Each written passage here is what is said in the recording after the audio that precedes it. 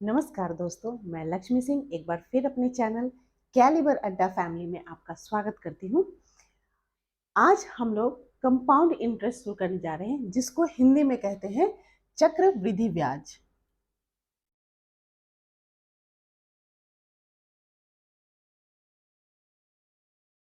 चक्रवृद्धि ब्याज, इसका नाम तो आपने सुना होगा। अभी तक हम लोग क्या पढ़ रहे थे? साधारण ब्याज, सिंपल इंटरेस्ट। नाम से ही आप देखोगे कि वहां क्या वर्ड आता है? साधारण, सिंपल वर्ड आता है। यहाँ मैं मेंशन कर रही हूँ, वहां आता है जो हम लोग अभी तक पढ़ रहे थे वह क्या था? सिंपल था, साधारण सा था, उसमें कोई ज्यादा इधर उधर की बातें नहीं हो रही थी। यहाँ एक आप देखोगे वर्ड आ रहा है चक्रवृद्धि ब्याज, यानी कि चक्र एक चलेगा, उसके बाद वृद्धि होगी किस चीज में? ब्याज में। इस चीज को आप जरा गौर से समझिएगा, तभी आपको चक्रवृद्धि ब्याज और साधारण ब्याज के आप अंतर को समझ सकेंगे। साधारण ब्याज क्या कहता है क्या कि वो सिंपल तरीके से जो ब्याज लगाया गया, जिसमें कोई होता ना कि कोई दिमाग वाली बात नहीं। जैसे कि पूरा जो मान लो मैंने 1,000 रुपये आपको दिया, उसमें मैंने कह दिया कि आप मुझे 2 साल बाद भाई 5% की दर से आप मुझे ब्याज लगाकर दे देना। ठीक है, तो जो मुझे मिलेगा धन वह क्या हो जाएगा? मिश्र धन हो जाएगा। यहाँ पे बात हो रही है कि जो 2 साल में मैंने बात कही, या 5 साल, 2 साल में मैंने कहा कि 5% का मैंने क्या लगाया? रेट ऑफ इंटरेस्ट लगा के मैंने मांगा था अपना पैसा 1,000 रुपया वापस मांगा था, जो मुझे कुछ एक्स्ट्रा मनी के साथ वापस होगा। ठीक है, तो यहाँ बात हो रही है क्या कि अब चक्रवृद्धि ब्याज, चक्रवृद्धि ब्याज ठीक साधारण ब्याज के उल्टा है। चक्रवृद्धि ब्याज में आप देखोगे कि यहाँ चक्र के साथ वृद्धि होगी, किसमें? ब्याज में। अगर इसका संधि विच्छेद करें तो यानी कि एक चक्र साइकिल के हिसाब से अगर वृद्धि होगी तो ऑब्वियस है ब्याज हमें ज्यादा मिलेगा, मिश्रधन हमें ज्यादा मिलेगा। तो इसको हम समझते हैं, पहले इसके अर्थ को समझते हैं, फिर मैं आगे आपको समझाती हूँ। आज हम लोग देख रहे हैं चक्रवृद्धि ब्याज, कंपाउंड इंटरेस्ट, जिसका मीनिंग कहता है क्या? जब समय समय पर अभी तक संचित हुए ब्याज को मूलधन में मिलाकर प्राप्त मिश्रधन पर ब्याज लगाया जाता है, तो इस प्रकार प्राप्त ब्याज को चक्रवृद्धि ब्याज कहलाता है। अब आप थोड़ा सा कंफ्यूज हो गए इसमें, कहोगे कि मैम आपने मिश्रधन पे कह रहे हो, फिर कह रहे हो मिश्रधन पर ब्याज लगाया जाता है। मैंने यह सेंटेंस दिया ना, मिश्रधन पर ब्याज लगाया जाता है। यहाँ बच्चे कंफ्यूज होते हैं। आप कहोगे कि मैम मैथ्स की क्लास है हमारी, आप इसमें मुझे ये क्यों इस सारी परिभाषाओं को या क्या कहते समझा रहे हो? रीजन ये है आपको दोस्तों कि जब बच्चे मोस्टली गलती करते हैं साधारण ब्याज और चक्रवृद्धि ब्याज में, ये एक ऐसा लेसन है इंटरेस्ट का कि जिसमें मोस्टली गलती होती है, और इसके क्वेश्चन में कोई मतलब होता है ना कि कोई ताकत नहीं होती है, ये सिंपल फॉर्मूला बेस्ड होते हैं। बट यही है कि माइंड गेम है। इसमें क्या है? माइंड गेम होता है, इसमें आपको दिमाग लगाना है कि कहाँ पर कौन सा फॉर्मूला पुट हो रहा है, इसमें सवाल कह क्या रहा है। तरीका दोनों का लगेगा लगभग सेम है, लेकिन सेम होता नहीं है। ठीक है, ट्रिकी है थोड़ा सा साधारण और चक्रवृद्धि ब्याज। ओके, इसीलिए मैं चक्रवृद्धि ब्याज को आपको मीनिंग से समझा रही हूँ, बेसिक से समझा रही हूँ। बात यहाँ पे कह रहा है, फिर से मैं इस मीनिंग को दोहराती हूँ कि जब समय समय पर अभी तक संचित हुए ब्याज को मूलधन में मिलाकर मिश्रधन पर ब्याज लगाया जाता है, तो उस ब्याज को क्या कहा जाता है? चक्रवृद्धि ब्याज। ठीक है, इसको कहीं कहीं आप देखोगे कि चक्रवृद्धि ब्याज को कहा जाता है ब्याज दर ब्याज, या आम बोलचाल की भाषा में हम क्या कहेंगे? सूद दर सूद। सूद वर्ड कहाँ से आता है? जब साहूकार लोग अपने पैसे मार्केट में लगाते तो वो लोग ब्याज न कह के सूद कहते थे, तो उस चीज को कहा जा रहा है सूद दर सूद। ठीक है, अब बात हो रही है कि इस मीनिंग को हम लोग समझते हैं। यहाँ इसमें कहने का अर्थ ये है कि समय समय पर, जो मैंने कहा ना कि 1,000 रुपया मैंने आपको दिया 2 वर्ष के लिए, जिसपे मैंने 5% का रेट ऑफ इंटरेस्ट लगाया और कहा कि मुझे भाई पैसा वापस चाहिए 2 साल में। यहाँ मैंने एक हुआ कि हमने P into R into T किया, अपॉन 100 किया, सिंपल इंटरेस्ट से आपने मुझे इकट्ठा करके भाई 2 साल के बाद आपने मुझे वापस किया 5% के दर पे। ठीक है, यहाँ पे वो था क्या? साधारण ब्याज। ओके, अब यहाँ बात हो रही है कि समय समय पर, यहाँ क्या है कि 1 वर्ष में आप 5% का वही दर लगेगा, ठीक। उसके बाद जो मिश्र धन, जैसे कि आपको मैं एक उदाहरण से समझाती हूँ कि मान लीजिए कि 1000 रुपया है, मैंने कहा 2 वर्ष, ईयर मैंने कितना दिया है आपको, 2 वर्ष दिए हुए हैं, तो 2 वर्ष के ईयर में से मैं यहाँ पहले लूंगी पहले ईयर को हमें लेना है, एक एक साल लेना है, तो उसको सिंपल इंटरेस्ट से फॉर्मूला चल रही हूँ, अभी मैं आपको चक्रवृद्धि ब्याज का कोई फॉर्मूला नहीं दे रही हूँ।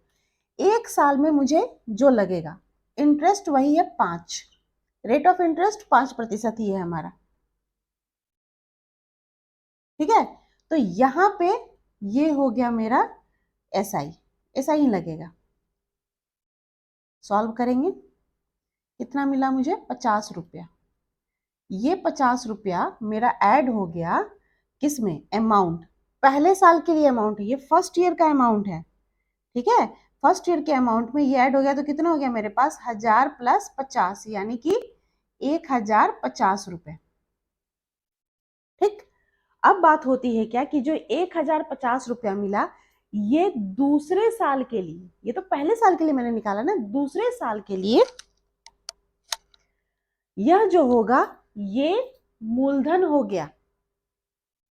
यहां पे मैंने क्या कहा था, मिश्रधन पर जो ब्याज लगता है ये मिश्रधन है, ठीक है, आम बोलचाल की भाषा में मिश्रधन है, लेकिन ये मिश्रधन किसके लिए है, ये पहले साल के लिए है। लेकिन जब दूसरे साल की जो नेक्स्ट दूसरे साल, मतलब पहले साल तो हमने काम कर लिया 1 साल, अब बच गया मेरे पास कितना, 1 साल, वह जो 1 साल मेरे पास बच रहा है, उस 1 साल के लिए यह क्या हो गया, फिर से मूलधन हो गया, ठीक है। ईयर मेरा 1 ईयर बच गया था, रेस्ट मेरा 1 साल बचा हुआ है। अगर मान लो 3 साल अगर हम करें तो हर एक एक साल लेकर मैं चलूंगी, ठीक है। तो यहाँ 1050 रुपया क्या हो गया, फिर से दूसरे साल के लिए मूलधन हो गया। अब यहाँ पे मैं करती हूँ 1050 गुने 1 गुने 5/100, ये हो गया कितना, 525, 525/10, यानी 52 रुपये 50 पैसे, ये मिला। अब इसका अगर हम रेट ऑफ इंटरेस्ट निकाल रहे हैं तो आपको कितना हो गया, किस पे निकलेगा, ये अमाउंट के लिए 1050 प्लस 52.50, यानी कि यह हो गया आपको 50 पैसे, और इधर 2, 10 और 11, 1102 रुपये 50 पैसे मुझे मिले। टोटल अमाउंट मिश्र धन कितना, 2 साल के बाद। तो आप कहोगे कि मैम आपने ये 2 बार क्यों सिंपल इंटरेस्ट निकाला।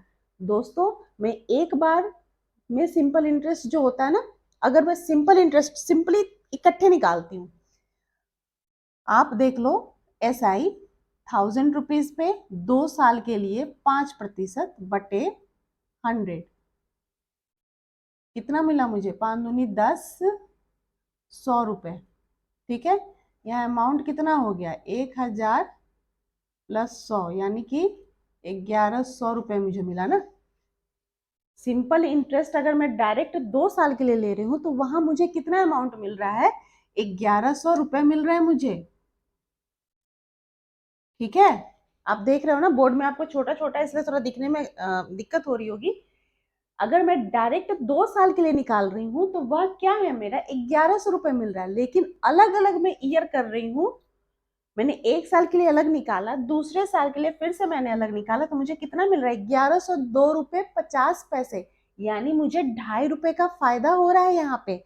अगर मैं हर एक साल इंटरेस्ट उसमें लगा रही हूँ तो मेरा इंटरेस्ट हर एक साल का बैठ रहा है अगर, तो वह क्या है, मुझे फायदा हो रहा है।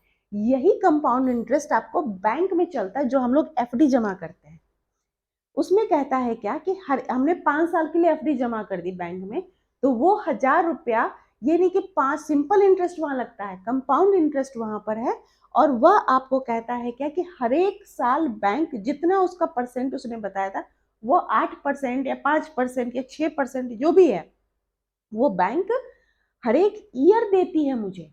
ये नहीं कि डायरेक्ट डायरेक्ट देगा तो कोई बैंक में रखना ही नहीं है किसी को, ठीक है। तो रेट ऑफ इंटरेस्ट कोई भी म्यूचुअल फंड नहीं है, आप जहां भी लगा रहे हो, इन्वेस्ट कर रहे हो, वहां पर आपको क्या है, ये कंपाउंड इंटरेस्ट चलता है, ना कि सिंपल इंटरेस्ट चलता है।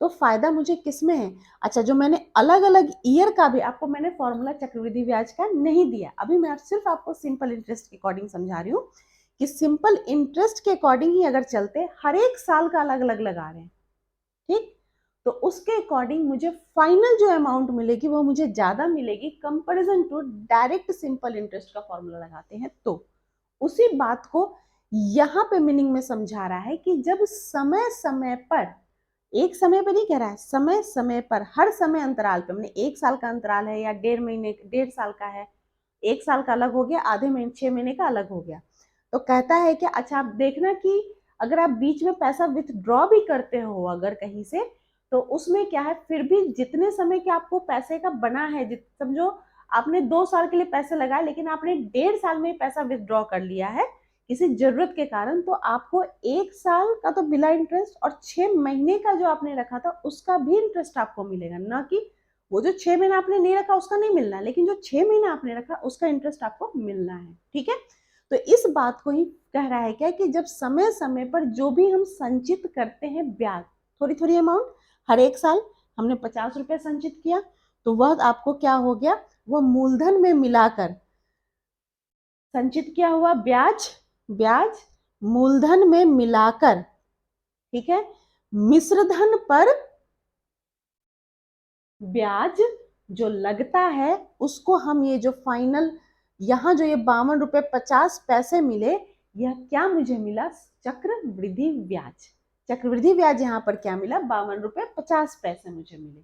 ठीक है, और कहता है ये इसीलिए इसका नाम पड़ा है ब्याज दर ब्याज, एक बार ब्याज पड़ा फिर दूसरे बार ब्याज पड़ा। ठीक है दोस्तों, तो उम्मीद ये चीज आपको समझ में आ गई होगी।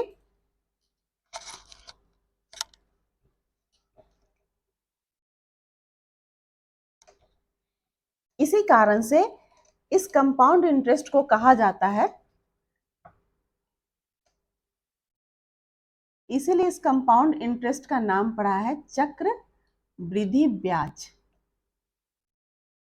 जो कहा जाता है ना कि चक्र के साथ होता है कि एक समय का चक्र है उसके साथ यहाँ वृद्धि होती है, और आप देखना कि साधारण ब्याज के कंपैरिजन तुलना में चक्रवृद्धि ब्याज जो होता है वह ज्यादा तेजी से हमारा वहां पर ब्याज बढ़ता है। ब्याज यदि बढ़ रहा है तो ऑब्वियस है कि मेरा मूलधन बढ़ेगा, भाई हर एक साल मूलधन बढ़ रहा है ना, 1 साल का मिश्रधन मेरा अगले साल के लिए क्या हो गया, मूलधन बन गया ऑटोमेटिक। तो वो चीज क्या है कि मूलधन बढ़ रहा है तो ऑब्वियस सी बात है कि जो मुझे फाइनल अमाउंट मिलेगी मिश्रधन वो मुझे ज्यादा मिलेगी तुलना में किसके, साधारण ब्याज के। अब हम लोग फॉर्मूला देख लेते हैं चक्रवृद्धि ब्याज का।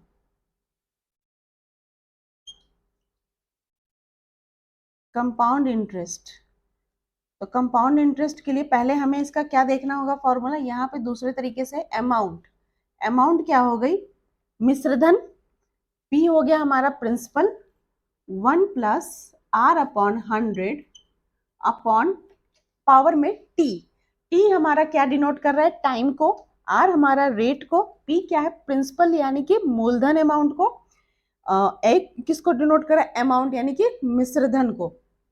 कहीं कहीं आप देखोगे कि ये जो फॉर्मूला है यहाँ पे पी की जगह पे कहीं कहीं आपको एन देखने को मिलेगा, कहीं कहीं आपको टी की जगह पे स्मॉल एन देखने को मिलेगा। तो कभी ऐसे घबराना नहीं है, एन भी मतलब ही यहाँ भी ईयर को ही वो डिनोट कर रहा है।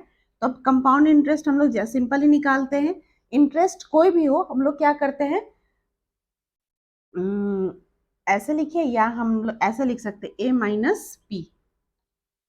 ठीक है, ये हो गया कंपाउंड इंटरेस्ट, जैसे कि सिंपल इंटरेस्ट में हमारा था ए माइनस पी, उसी तरीके से कंपाउंड इंटरेस्ट में हमारा हो गया ए माइनस पी। तो उम्मीद है दोस्तों आप चक्रवृद्धि ब्याज के मीनिंग को समझ गए और उसको निकालने का तरीका समझ गए। अब हम लोग नेक्स्ट वीडियो में जब मिलेंगे तो हम लोग इसको पहले इजी वे में चलेंगे, फिर उसके बाद आपको धीरे धीरे इसके फॉर्मूलाज को हम ट्रिकी तरीके से सॉल्व करते हैं और इसके प्रॉब्लम को। ठीक है, उम्मीद है दोस्तों आपको मेरा आज का वीडियो अच्छा लगा होगा। मेरे चैनल के साथ बने रहिए, लाइक करिए, सब्सक्राइब करिए। मिलती हूँ नेक्स्ट वीडियो में सवालों के साथ, मजेदार सवालों के साथ। तब तक के लिए नमस्कार।